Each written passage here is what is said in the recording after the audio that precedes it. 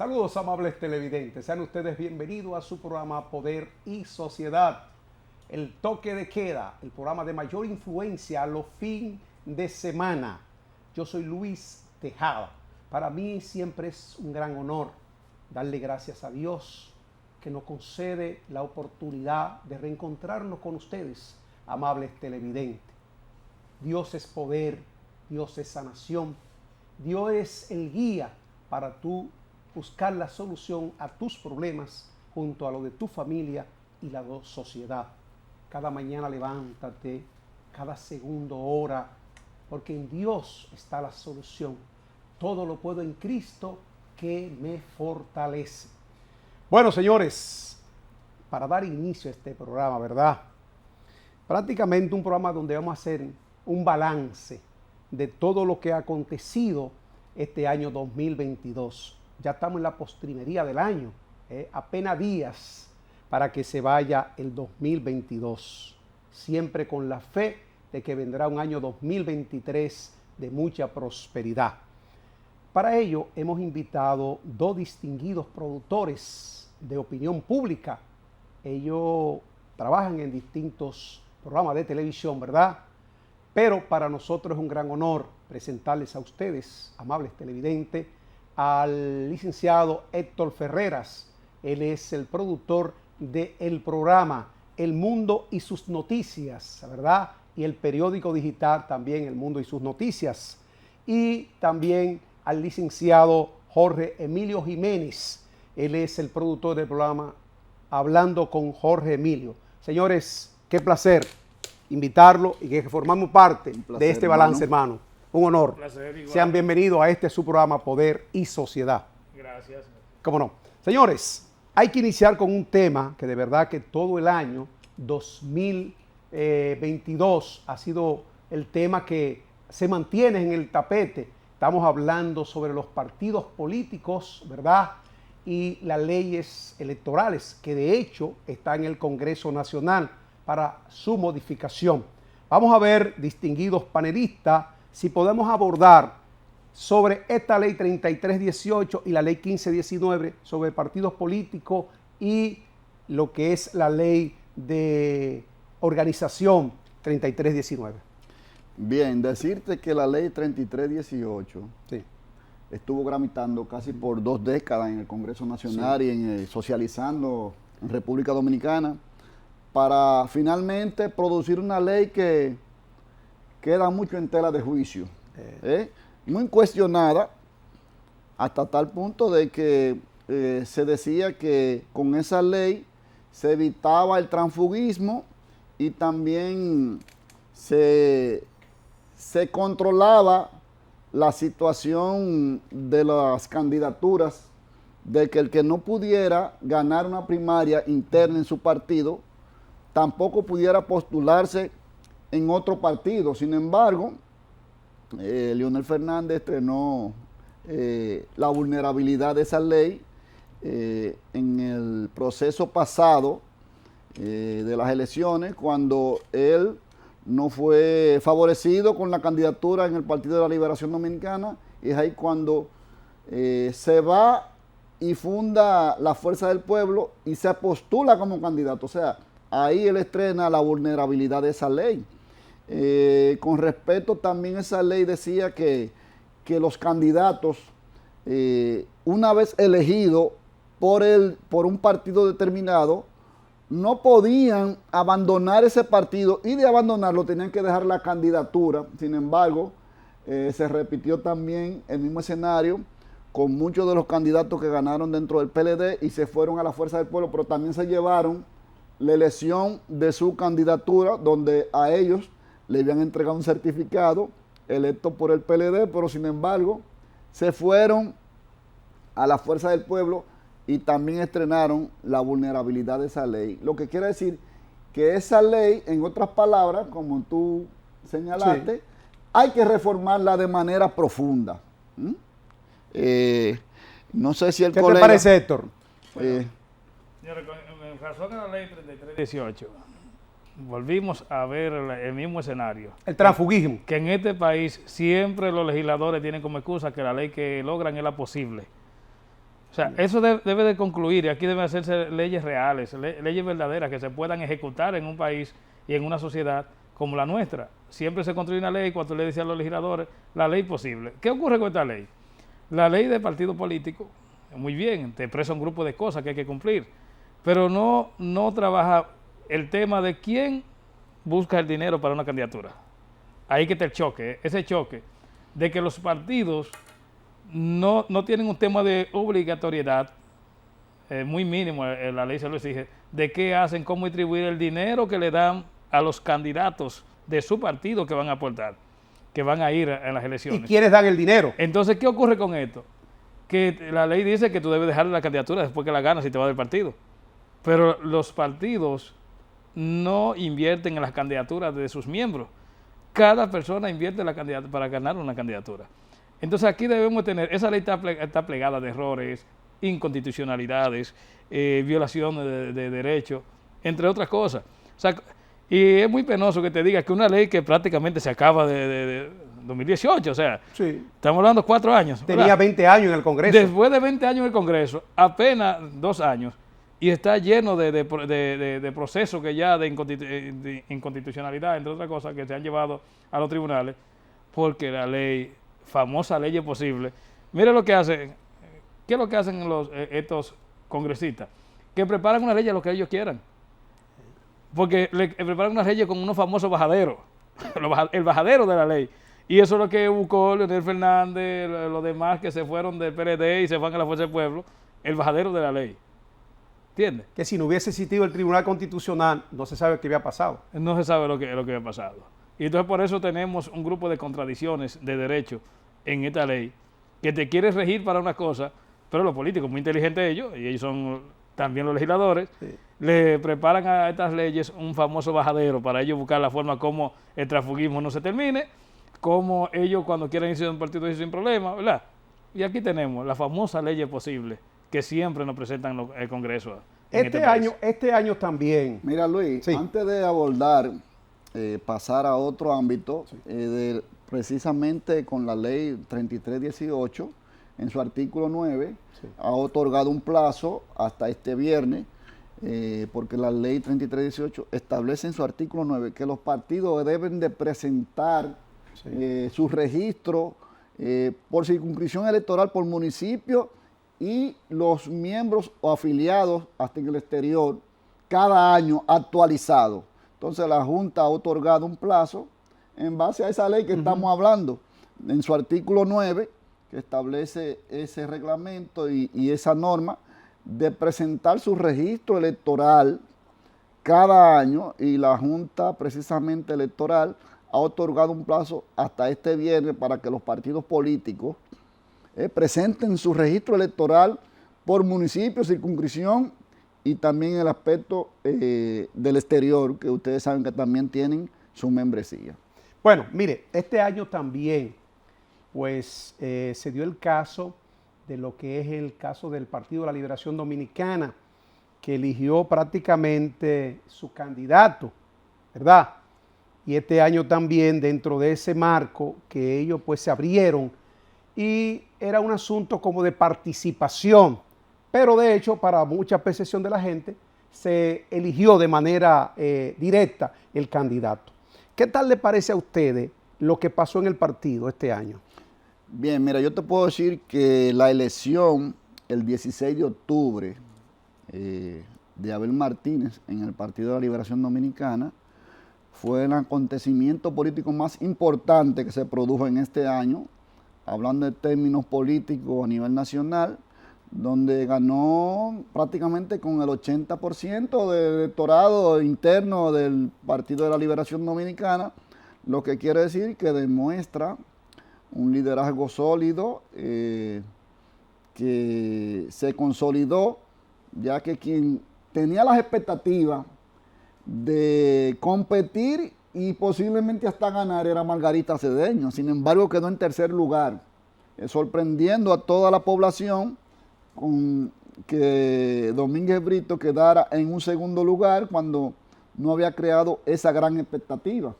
Entonces, esa elección de Abel Martínez lo que hizo fue adelantar una situación que se dijo que era una consulta, pero todo el mundo sabe que es la elección oficial del candidato presidencial del Partido de la Liberación Dominicana, y por ende eso crea un escenario diferente al que se había planteado, porque la Fuerza del Pueblo ya todo el mundo sabe quién es su candidato, el PRM ya todo el mundo sabe quién es su candidato, entonces el Partido de la Liberación Dominicana era que no tenía definido su candidatura. Entonces eso tiene dos vertientes, frena un poco la ola del transfugismo, porque todo el mundo estaba buscando un partido que tuviera las expectativas de atracción hacia el electorado, porque eran los que estaban definidos, la Fuerza del Pueblo y el PRM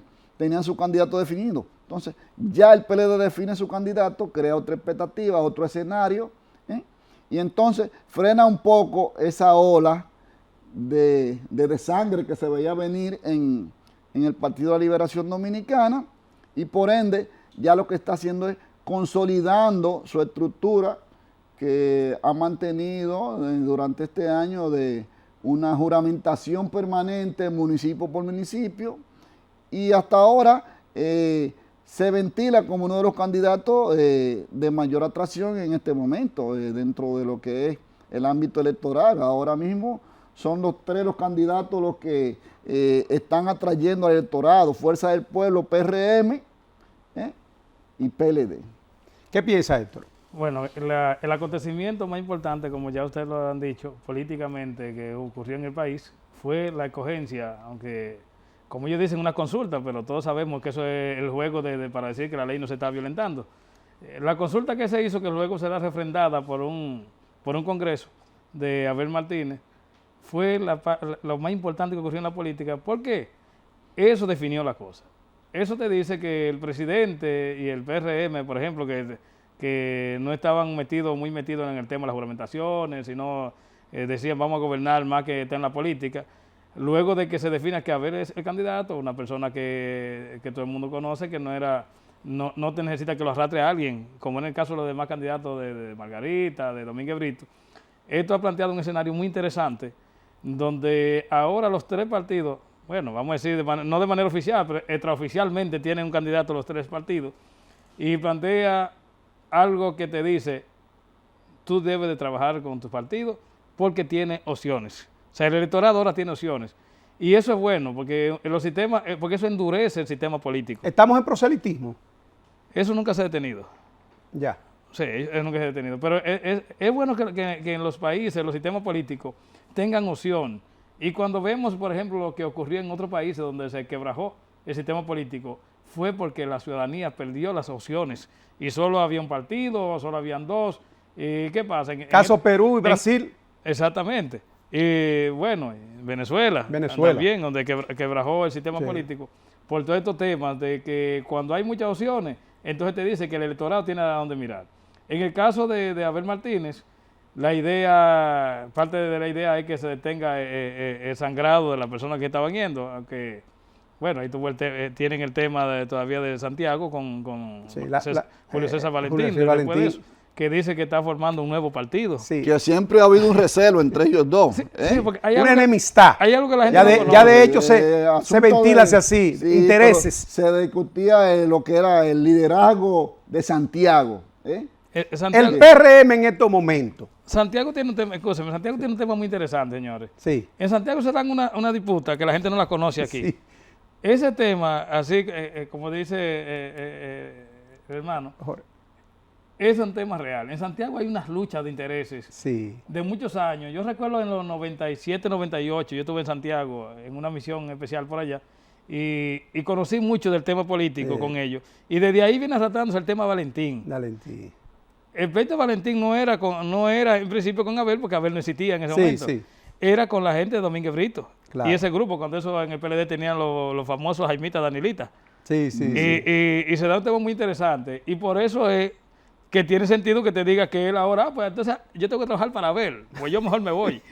¿Entiendes? Exacto. Es muy interesante, señores. Y eso compone el sistema político. Porque, señores, a veces no pensamos en lo que significa que se quebraje el sistema político y tenemos que trabajar por el endurecimiento del sistema político. Y esa es la democracia. Sí. Mira, yo pienso que este año también hay que destacar que el Partido Revolucionario Moderno, al igual que la Fuerza del Pueblo, han tenido un crecimiento vertiginoso con aquello de que ha habido de una u otra forma personas que han tenido que, por ejemplo, ha habido muchas juramentaciones de alcaldes, regidores, ¿verdad?, que han pasado a formar fila en el PRM y en la Fuerza del Pueblo. Sí, es característico eso, porque tú sabes que el poder se usa. Sí. Y las mieles del poder atraen a todo el mundo. Entonces, eso siempre se ha dado tanto del PRM, del PLD, de la Fuerza del Pueblo, que han atraído. Ha sido una tradición. El PRM es el que está en el poder, Sí. y es característico de los dominicanos, buscar las mieles del poder. Ya. Finalmente, Sí. con respecto a la situación, el tema de los partidos, hemos visto que aunque no es un año preelectoral, se ha destacado como una situación máxime de política proselitista Sí. a nivel nacional, ya que todos los partidos han estado, como tú adelantas, una juramentación, una actividad, una caravanita, un un activismo. activismo, en definitiva, pero se han cuidado los candidatos, los partidos, por lo menos de hacerla en sitios cerrados, que es lo que manda la Sí, ley. sí. Lo han disfrazado con la situación de las locales cerrados, pero Bajo techo. es un proselitismo bajo techo. Campaña un proselitismo 24/7. 24/7, aunque no sea un año preelectoral. Sí, claro. El año preelectoral es el que comienza a partir del 2023. Señores, otro tema que este año realmente tomó mucha fuerza fue el caso del Poder Judicial y el Ministerio Público, que para la percepción de la población hay conflicto. Pero también tenemos los casos se han ventilado de corrupción. Estamos hablando del caso de Antipulpo, ¿verdad?, el caso Coral, y todos esos casos que se han venido ventilando, que este año básicamente, que de hecho ya prácticamente pues se le varió la medida de coerción. ¿Qué piensan sobre este tema? Bueno, el caso Coral, en este caso donde está implicado Adán Cáceres y la pastora Rosy Guzmán, son los que encabezan ese expediente donde se dice que han defraudado al país por unos 4.000 millones de pesos. Hay que ver hasta dónde es cierta esa situación. Lo cierto es que han gravitado por varios meses, casi 2 años, en una situación del conocimiento. La medida de coerción. Y la medida de coerción, hasta tal punto que traspasaron los límites de los plazos y la magistrada se vio obligada de instrucción a otorgarle una libertad condicional bajo una fianza de 100 millones de pesos. O variarle la medida de coerción. O variarle la medida de coerción. En este caso, a Adán Cáceres se le otorgó una medida con prisión domiciliaria y una fianza de 100 millones de pesos, los cuales no ha podido lograr porque es una prima lo que se paga en este caso. Sí. Él debería pagar de 100 millones, 10 millones. Él alega que no ha salido, todavía se mantiene en Najayo, creo que todavía está en Najayo hasta la fecha de hoy, y alega de que no ha podido pagar ese monto de 10 millones, y por eso ya la pastora y su hijo salieron que el monto asignado de ellos era de 50 millones de pesos a ella y a su hijo. Pero fue la iglesia que aportó a la pastora. Sí, bueno, fue la iglesia, según ellos. Entonces ellos salieron, pero Adán Cáceres, no tiene iglesia, el mayor general, no tiene quien le escriba. Entonces él supuestamente no tiene los recursos para pagar esa fianza y se mantiene en Najayo ahí bajo prisión hasta tanto no cumpla con ese monto de la prima que establece la fianza. Héctor, ¿qué piensa para irnos a señores, comerciales? hay cosas que dan risa. Las dos cosas dan risa, porque tú pensar que la pastora fue la iglesia que buscó el dinero, Sí. la iglesia que ella construyó y todo eso, bueno, pero ya son temas de ella con su feligreses. Y Cáceres que no tiene con qué pagar la fianza. Señores, pero la verdad es que aquí es un tema serio. ¿Dónde está la seriedad? Lo primero, señores, hay que proteger el sistema de justicia. O sea, no se puede estar jugando como al jueguito de cuál es el bueno y cuál es el malo. Sí. Aquí, de parte del Poder Judicial, si usted, la jueza, cumplió con el debido proceso. Claro. ¿Qué dice el debido proceso? ¿Hasta cuándo tú puedes tener una persona bajo una medida de prisión preventiva? Sí. Fue vulnerado ese tiempo, no se presentó una acusación, pues tenía que liberarlo. Claro que sí. Ahora tiene que dejarse los magistrados de trabajar como hombre equipo. La institucionalidad hay que protegerla. ¿Qué es lo que dice la institucionalidad? Que usted como fiscal que lleva un caso, tiene que tener un equipo de gente trabajando el caso. Claro. No usted solo, como usted es el dueño de su caso y no le ponga la mano a eso. Otra cosa es, porque hay que armar un expediente de que ¿cuántas páginas para tú poder probarle a alguien que hizo algo? Si realmente tú tienes la prueba, un expediente de 13,000 páginas, en el caso de Jan Alain, en el caso de esto tiene que andar por algunos 10,000 páginas. Claro. O sea, no hay forma de que tú puedas manejar eso y que a tiempo tú puedas presentar una acusación. Pero si tú tienes la prueba, lo que tienes que hacerlo. Mientras tanto, lo que el país está viendo, que hay un dime y direte entre el Ministerio Público y los jueces, y algo que finalmente, ¿quién pierde? La sociedad, que siente que no está protegido, que siente que el sistema de justicia lo que hay una discusión, y aquí lo que se entiende es que el Ministerio Público debe de dejar de trabajar como hombre equipo y trabajar con el tema institucional, que los procesos son de la justicia, no de alguien en particular. Bueno, con el permiso de nuestros invitados, vamos a una pausa comercial.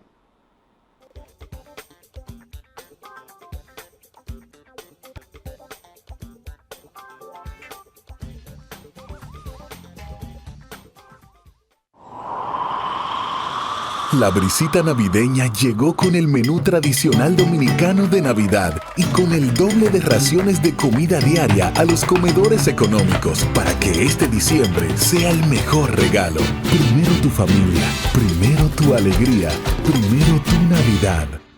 ¿Hay crisis de precios actualmente?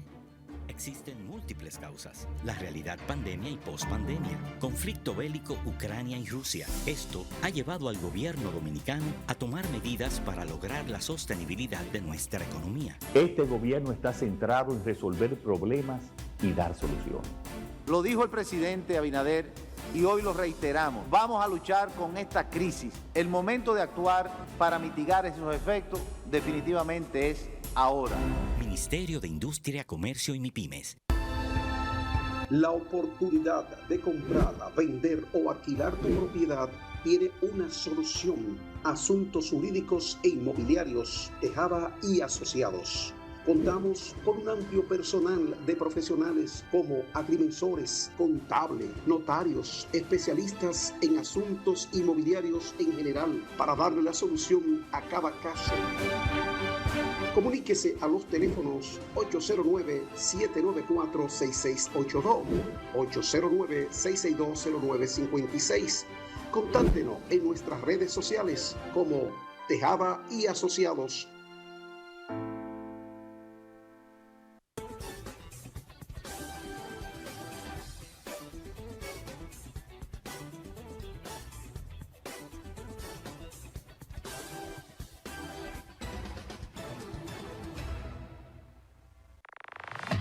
Es tiempo de defender la equidad publicitaria apegado a la Constitución y las leyes de la República Dominicana.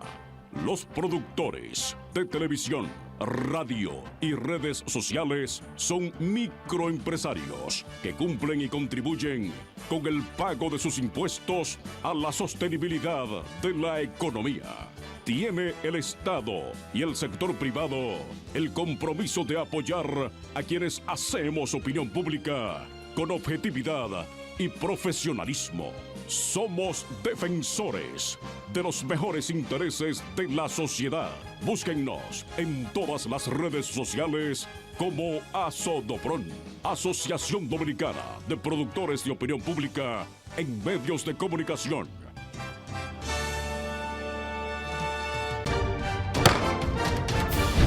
La Cámara de Diputados tuvo una semana muy laboriosa, con el trabajo de 12 comisiones y la aprobación en segunda lectura del proyecto de ley de presupuesto general del Estado 2023. También en un acto encabezado por el primer mandatario Luis Abinader y el presidente de la Cámara de Diputados Alfredo Pacheco, fue reconocida la ciudad destino Cap Cana en la persona de Fernando Jasuri por sus 20 años desarrollando inversiones en el turismo que aportan a la economía del país y a su posicionamiento internacional. Participaron el proponente Aníbal Díaz y el presidente del Senado Eduardo Estrella. Asimismo, la Comisión de Justicia socializó con el Pleno de la Junta Central Electoral el proyecto de ley orgánica de los actos del Estado Civil y otros 2 de la misma materia. Mientras que Olfani Méndez y la Comisión de Niñez, Adolescencia y Familia recibieron a Macarena Olona, exdiputada de España, con quien conversaron sobre temas que afectan a la familia. Cámara de Diputados de la República Dominicana.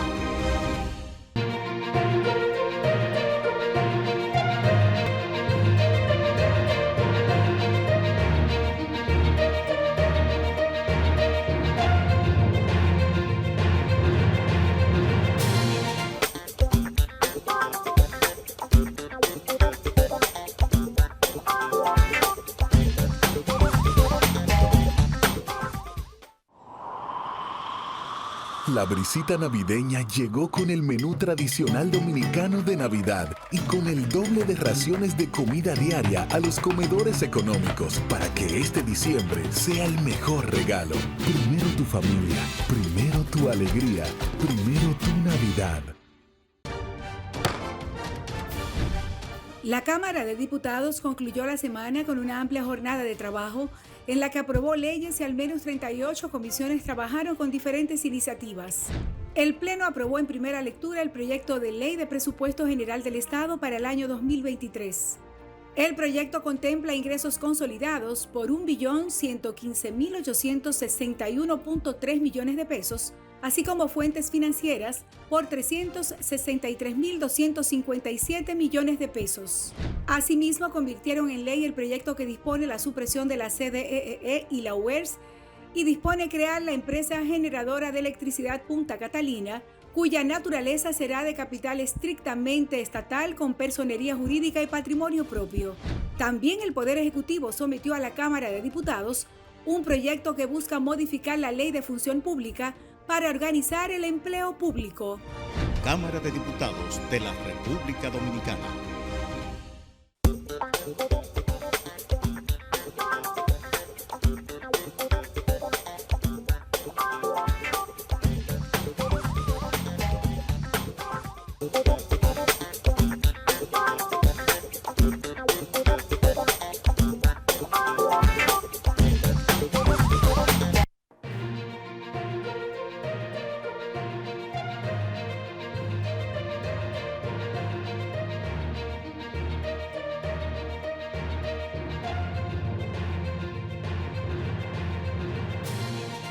Saludos a toda la audiencia. Señores, si ustedes no tienen nada que hacer en la calle, no salgan. Por lo regular en las Navidades siempre hay muchos tapones, pero este año yo creo que se han roto todos los parámetros en materia de entaponamiento de las vías. En la tarde usted sale 2 esquinas y se toma 45 minutos y 1 hora para usted retornar. Así que si usted no tiene que hacer una diligencia importante, no tiene que trabajar, manténgase recogido. También estamos en tiempo ya en que hay que ir haciendo una tregua en materia de opinión política, hay que ir aligerando los temas, porque ya estamos en Navidad, señores, ya hay que hablar de cosas positivas, aunque el tema de la criminalidad y la delincuencia empaña también las fiestas navideñas. Miren, la lista de los más millonarios del mundo varió. Ahora el hombre que tiene más dinero a nivel global es de Francia, Bernard Arnault, quien subió en la escala de los más ricos aprovechándose de una caída de las acciones de Tesla, que es propiedad de Elon Musk.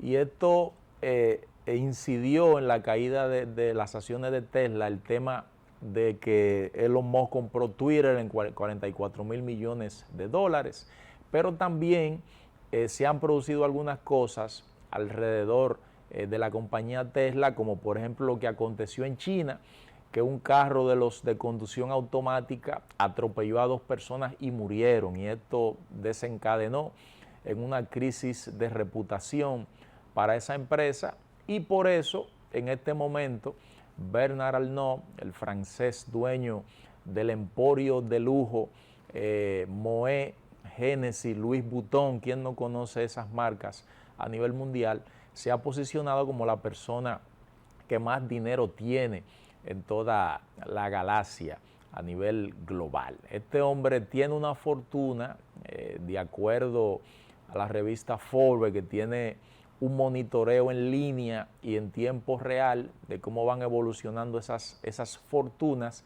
de 188 mil millones de dólares. Eso es un montón de dinero. Pero ¿cómo este hombre construyó este emporio multimillonario que tiene más de 4.000, 5.000 tiendas a nivel mundial y genera cerca de 193.000 empleos? Bueno, él lo primero es que administraba en Francia una compañía de construcción de obras públicas de su padre, y luego tuvo la visión de que había que evolucionar hacia el área turística, y entonces eso fue convertido en una empresa inmobiliaria, lo que quiere decir que Arnault es una persona innovadora. Pero en un momento él salió de Francia hacia Estados Unidos, producto de que se le estaba colocando muchos impuestos a las empresas, y él salió hacia Estados Unidos en busca de un mercado más amigable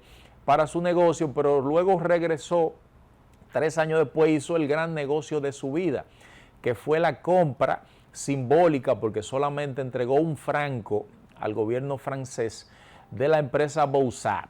Bossat es la dueña de marcas como Christian Dior, que es una marca a nivel global. Entonces, en ese tiempo, esas fuertes cargas impositivas provocaron la quiebra de esa empresa, Bossat, que tenía alrededor de 75 marcas en su holding empresarial. Entonces este hombre convirtió esas empresas quebradas, las que adquirió por un franco y las que tenían unos 9.000 empleados, la convirtió en un emporio de magnitud global. Y por eso, amparado en el posicionamiento que tenía Christian Dior, él se fue expandiendo, y por eso hoy se ha convertido en el hombre más rico del mundo. Nos vemos en la próxima.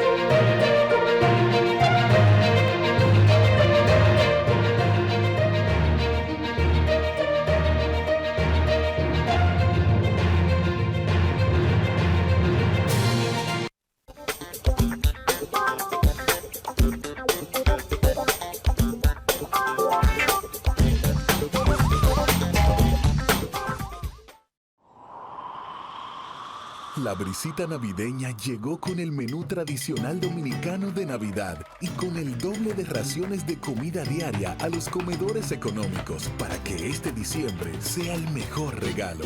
Primero tu familia, primero tu alegría, primero tu Navidad. En la continuación de ejercer su rol, la Cámara de Diputados aprobó proyectos de ley, realizó actividades y el presidente del órgano legislativo, Alfredo Pacheco, recibió varias visitas para tratar temas de interés de la nación. Alfredo Pacheco y Magda Rodríguez, presidenta de la Comisión de Equidad de Género, lanzaron la campaña 16 días de activismo contra la violencia hacia las mujeres y la cruzada denominada Lazo Blanco, que se realiza en la institución desde el 2007. También la Comisión de Niñez, Adolescencia y Familia, presidida por Isabel de la Cruz, recibió a la primera dama Raquel Arbaje y otras personalidades para impartir el panel Amenazas y desafíos de la familia en un mundo globalizado. Además, le fue otorgado un reconocimiento al cantautor Fausto Rey por sus más de 50 años de trayectoria artística, iniciativa del diputado Juan Julio Campos. Mientras que unas 30 comisiones estudiaron diferentes iniciativas. Cámara de Diputados de la República Dominicana. Es tiempo de defender la equidad publicitaria apegado a la Constitución y las leyes de la República Dominicana. Los productores de televisión, radio y redes sociales son microempresarios que cumplen y contribuyen con el pago de sus impuestos a la sostenibilidad de la economía. Tiene el Estado y el sector privado el compromiso de apoyar a quienes hacemos opinión pública con objetividad y profesionalismo. Somos defensores de los mejores intereses de la sociedad. Búsquennos en todas las redes sociales como ASODOPRON, Asociación Dominicana de Productores de Opinión Pública en Medios de Comunicación.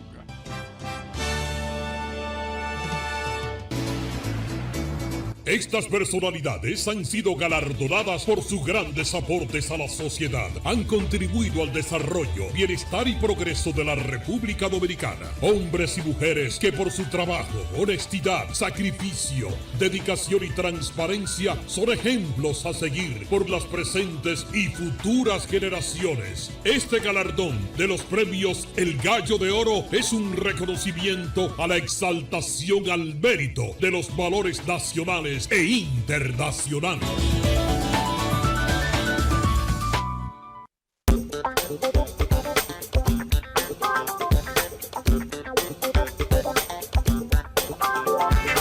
Continuamos con su programa Poder y Sociedad.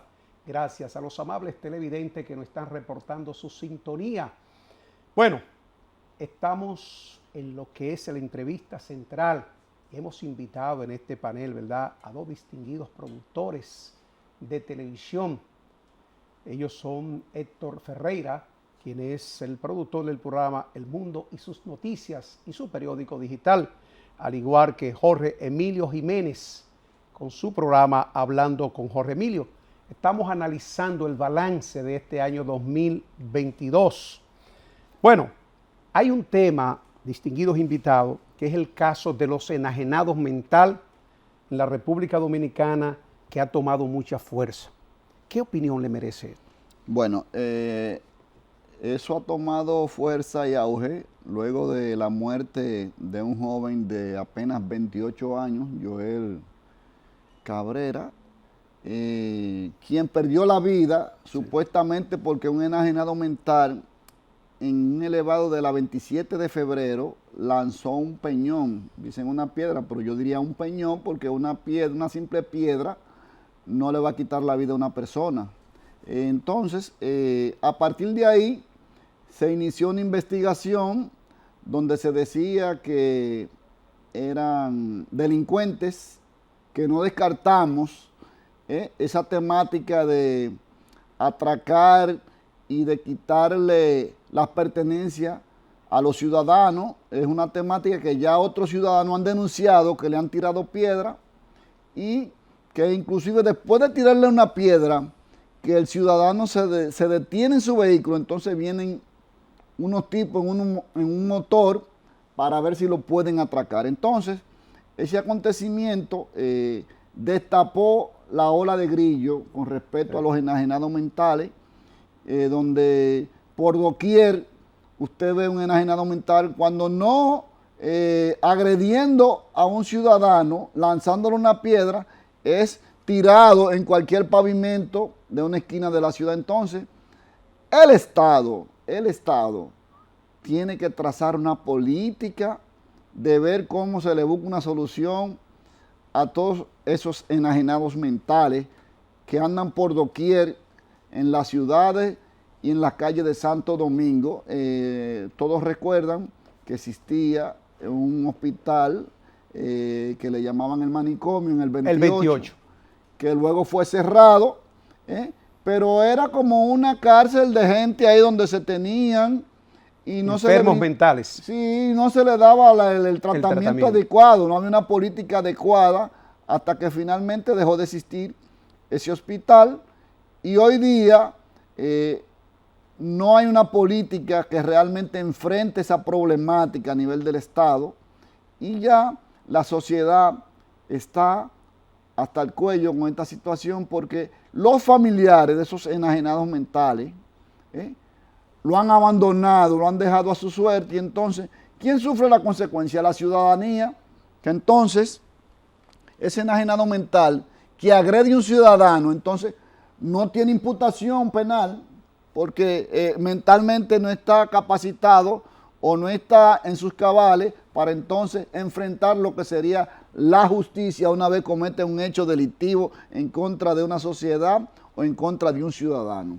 ¿Qué piensa, Héctor? Bueno, el caso de los enajenados mentales, señores, este es un tema, lo que pasa es que recorrimos a lo mismo, hasta que no llega una desgracia que enlute a una familia, no se toman las medidas. Hace tiempo ya que se viene denunciando que en diferentes fuentes y otras avenidas, por ejemplo en la Ecológica se anunciaba en un momento que había un enajenado mental que tiraba piedra allí, y en otros lugares, en la autopista Duarte, se ha denunciado, porque esto se ha ligado a un asunto también de que existía, y que tiene muchos años, de tirarte una piedra con un acto delincuencial para que tú te accidentes y luego atracarte. Pero el tema de los enajenados mentales, que es un tema de mucho cuidado, antes existía el hospital psiquiátrico, pero existía en un momento cuando aquí las personas que atravesaban por la situación era por asuntos naturales. ¿Por qué? Eran mucho menos, porque solo era por un asunto natural de una enfermedad. Ahora que tenemos dos crisis, porque tenemos el tema natural de la persona que por un asunto de enfermedad queda en este estado, pero tenemos la otra crisis. La crisis que estos muchachos por el consumo de drogas quedan en estos temas de enajenados mentales y comienzan a deambular en los barrios, luego se van a las ciudades y la familia pierde totalmente el control de eso. Lo que significa que esto es algo que el Estado tiene que ventilar, hay que crear política para esto, si hay que volver al hospital psiquiátrico para que sea realmente un hospital psiquiátrico, no una cárcel que lo que era el hospital, y que se usaba para muchísimas cosas, que la historia andan por ahí, todo lo que se hacía en ese hospital en aquellos años, que ahora se haga realmente un hospital psiquiátrico, donde se recojan estas personas y se han llevado allí.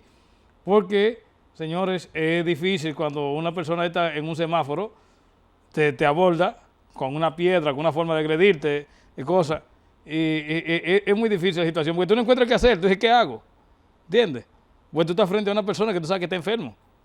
Entonces, hay que crear política desde el Estado para resolver este tipo de cosas antes que sigan ocurriendo más situaciones. En el caso, brevemente, el tema del joven que resultó fallecido. Eso llama mucho la atención, señores. ¿Cómo va a ser que saliendo de un elevado, o de un túnel, o la entrada de un túnel, en una zona como esa, no hay una cámara que grabó e identificó eso? Claro. ¿Y las cámaras del 911, dónde están? Porque yo he visto momentos más cosas que te graba. Yo recuerdo un momento cuando la muerte de una joven que la cámara 911 le dieron seguimiento de cuando salió del hotel, que pasó por el malecón, que pasó por todas partes. ¿Y cómo es que aquí no ha aparecido la cámara 911 que diga qué ocurrió allí? Pero además de las cámaras de los establecimientos comerciales que están cerca, ahí mismo.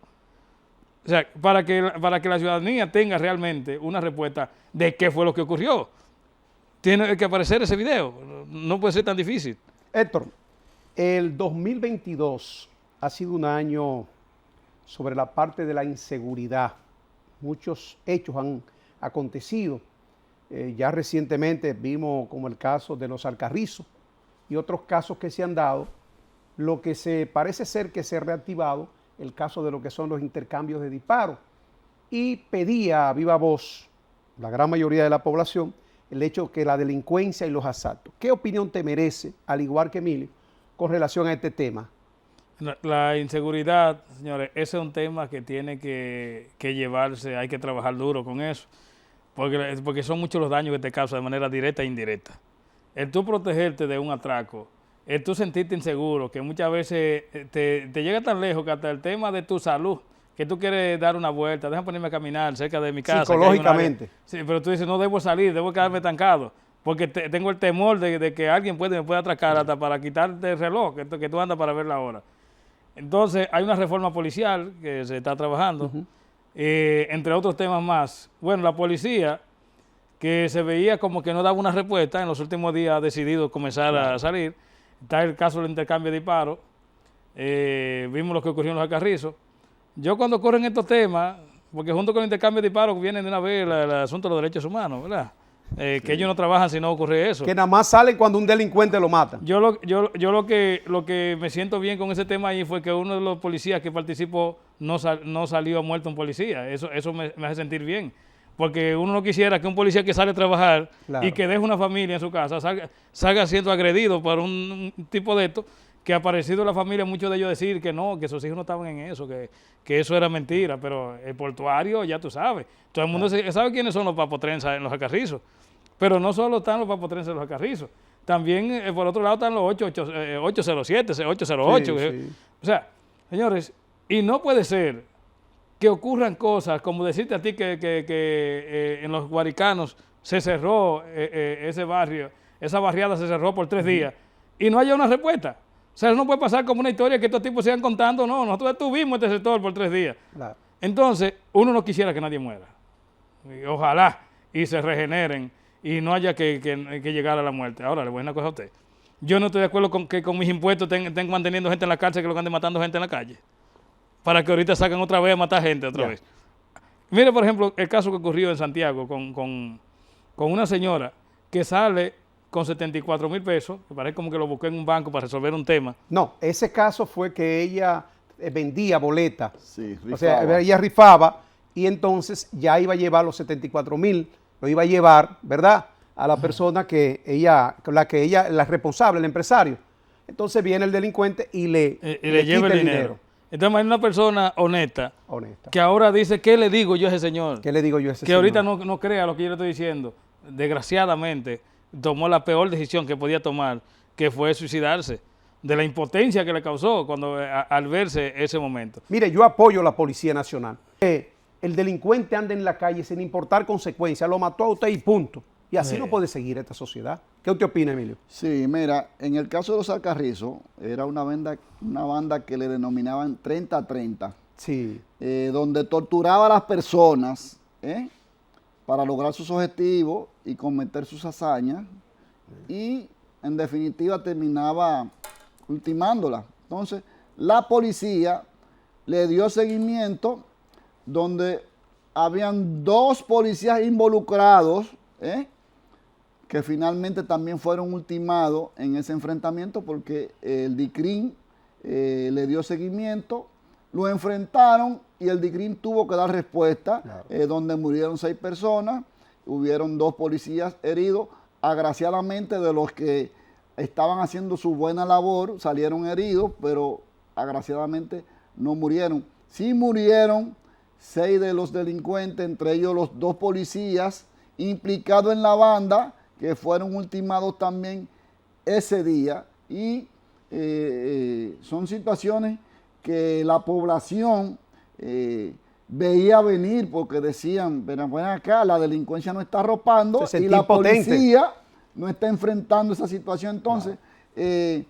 la población le ha dado un respaldo a la policía en el sentido de actuar, porque, como ustedes dicen, los derechos humanos solamente, es increíble, parece que los policías no son humanos, ellos solamente reclaman cuando cae un delincuente, pero si cae un policía que tenga el cumplimiento de su deber, cuidando la ciudadanía, salvaguardando los intereses de nuestra nación, eso nadie reclama cuando caen abatidos por un delincuente. Entonces, hay que hacer un balance con la reforma policial, pero también hay que enfrentar la delincuencia, porque la delincuencia se ha hecho dueño de las calles y en definitiva no nos ha dejado el espacio para nosotros recrearnos y compartir con nuestra familia y salir a divertirnos en un momento dado. Correcto. ¿Cómo evalúan este año 2022 de la gestión del presidente Luis Abinader?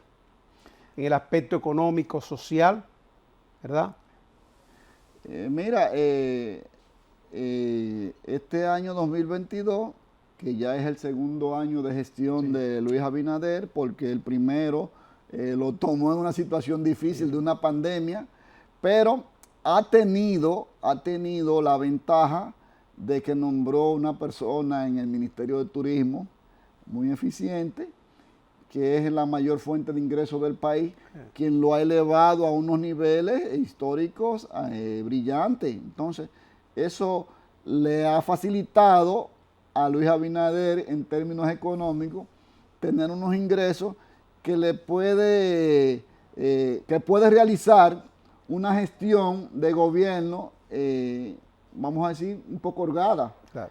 Porque un gobierno no puede actuar de manera eficiente si no tiene unos ingresos económicos que puedan responder a las demandas de la población. Entonces, en ese sentido, creo que ha avanzado bastante el país, teniendo como ejemplo a nivel del Caribe el sistema turístico a nivel de la región del Caribe, tomándolo inclusive como ejemplo. Muchos países vienen a ver qué es lo que ha pasado con la República Dominicana. La macroeconomía. Sí, la macroeconomía, que han venido a ver que ha sido uno de los países que más rápido integró el sistema turístico después de una pandemia y que lo llevó a niveles admirables. Ahora, en el aspecto de la seguridad ciudadana, creo que tenemos que avanzar bastante.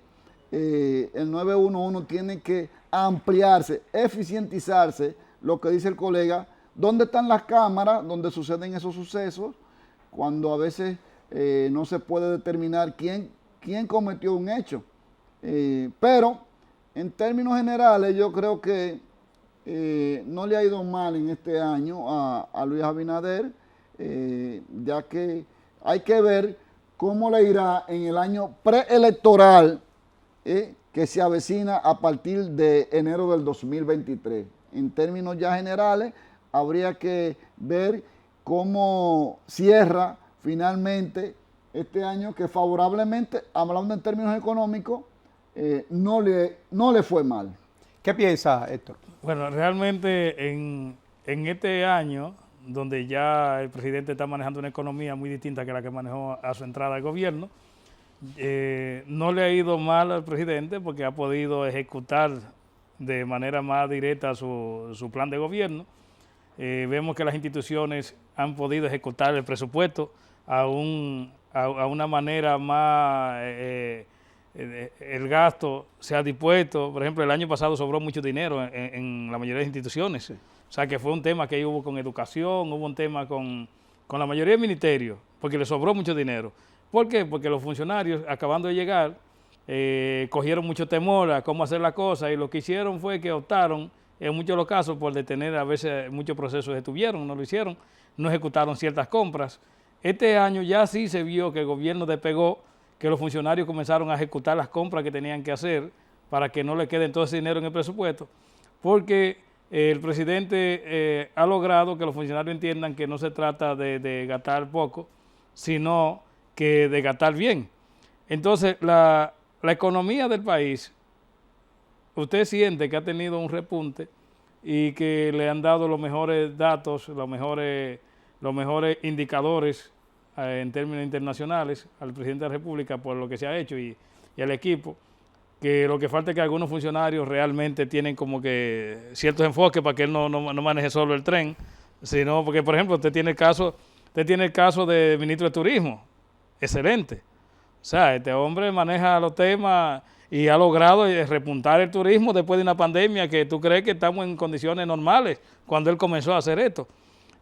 Otros funcionarios que están haciendo labores excelentes y otros que lo que falta es que se encarrilen y que bailen el mismo son que baila el presidente con el tema de que hay que trabajar para la comunidad, hay que trabajar para el país y que hay que soltar el miedo, porque hay muchos que lo que tienen es miedo a la hora de ejecutar los procesos y te detienen los procesos por miedo. Y las dos cosas son delicadas. Aclarar de que en términos macro, como dice Luis, él ha tenido una estabilidad, pero hay que examinar el término micro.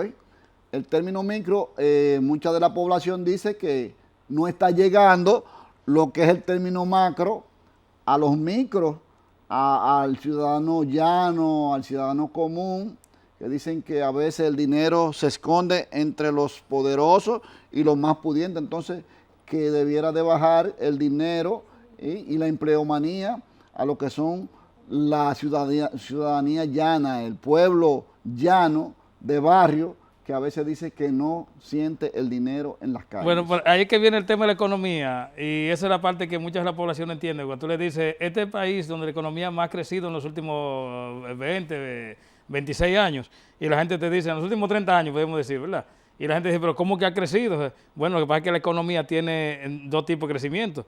Tiene un vertical y un horizontal. Claro. A nivel vertical se ha crecido y a nivel horizontal ahí es que está el tema con la distribución. Ya. Ahí es que el presidente ha tenido que tomar las medidas que está tomando ahora de venir con el tema con INEPRE, empatar con las canastas y todo esto, para buscar la fórmula de que esa economía comience a sentirse abajo.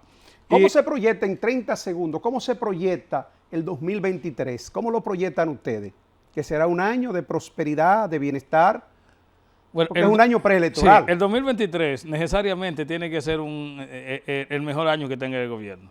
Ya. ¿Por qué? Porque vienen desmontados los factores que incidieron negativamente a nivel internacional, incluyendo la guerra, que se ve que en principio del 2023 ya se ve como un horizonte que puede tener un final y ese latido se puede ir del gobierno.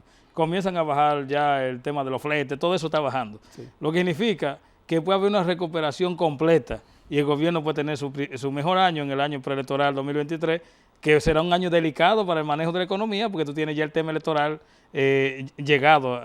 Yo diría que es el mayor reto que tiene Luis Abinader, precisamente porque es un año preelectoral donde tiene que definir su política económica y social, así como en términos de seguridad ciudadana, para que el electorado pueda realmente tener la atracción como una próxima gestión que él pudiera encabezar ya como gobierno en el próximo cuatrenio. Quiero agradecer a estos dos distinguidos productores, el caso de Héctor Ferreira, quien es el productor del programa El Mundo y sus Noticias y su periódico digital, al igual que Jorge Emilio Jiménez, con su programa Hablando con Jorge Emilio. Para nosotros ha sido un gran honor, de verdad, haber contado con su presencia y esta puerta está abierta a Poder y Sociedad. Para nosotros igual, hermano. ¿Cómo no? Un inmenso placer. Gracias, hermano. Gracias. A ustedes, amables televidentes, si así Dios lo permite, estaremos de nuevo con ustedes en otra entrega de su programa Poder y Sociedad. Muchas bendiciones.